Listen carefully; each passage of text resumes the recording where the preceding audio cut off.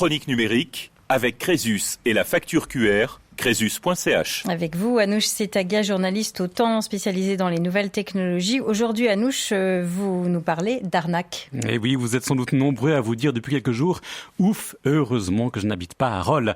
On le sait, des données sensibles sur plus de 5000 habitants se baladent sur le Darknet et ces informations peuvent permettre à des hackers de mener des attaques ciblées contre des citoyens de cette commune.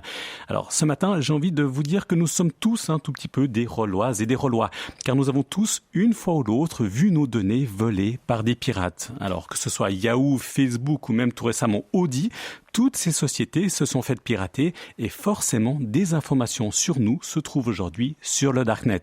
Alors il y a quelque temps, des pirates m'avaient par exemple envoyé un de mes anciens mots de passe, sans doute volé chez les réseaux sociaux LinkedIn. Et nous devons donc être en permanence sur nos gardes. Ouais, c'est une nécessité absolue. Nous subissons des agressions en permanence sans que nous en rendions vraiment compte. Chaque jour et par tous les moyens, des pirates tentent de nous voler nos données.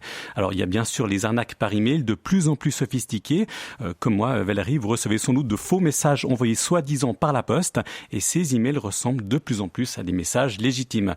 Et puis à l'inverse, j'ai récemment reçu plusieurs mails du transporteur UPS. Alors ces messages me semblaient suspects. L'adresse email d'UPS paraissait avoir été créée de toutes pièces, tout comme le nom de l'expéditeur du paquet.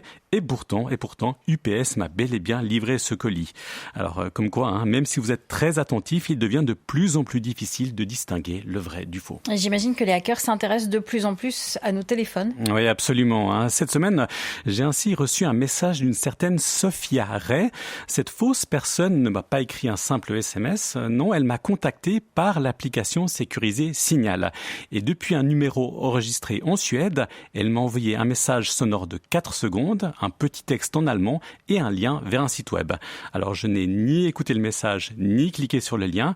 Si je l'avais fait, j'aurais peut-être permis à ce pirate d'infecter mon téléphone, voire peut-être même d'en prendre le contrôle à distance. Il faut donc résister à la tentation de cliquer sur tout ce que l'on reçoit. Ça, c'est sûr. Est-ce que les pirates nous pistent aussi sur les réseaux sociaux ? Oui, ça prend clairement de l'importance sur Facebook. Ces dernières heures, j'ai ainsi reçu des invitations de Mina Scharner-Scheuer, d'Anne-Laure Abt-Moore ou encore d'Alina Jäger-Oldenberg. Alors, ce sont à première vue 3 femmes plantureuses, mais évidemment, c'est en réalité un moyen pour les pirates d'infiltrer votre réseau si vous acceptez ces invitations, avec comme but ultime de vous voler des données ou de l'argent. Alors, on le voit donc à travers ces petits exemples de la vie quotidienne, nous sommes sans cesse harcelés par les pirates. Soyons donc en permanence sur nos gardes. Ou alors, allons voir ce qui traîne sur nous dans le Darknet. Si on arrive à aller dans le Darknet, je sais pas, vous avez certainement fait, Anouche. C'est pas très compliqué à faire. Voilà.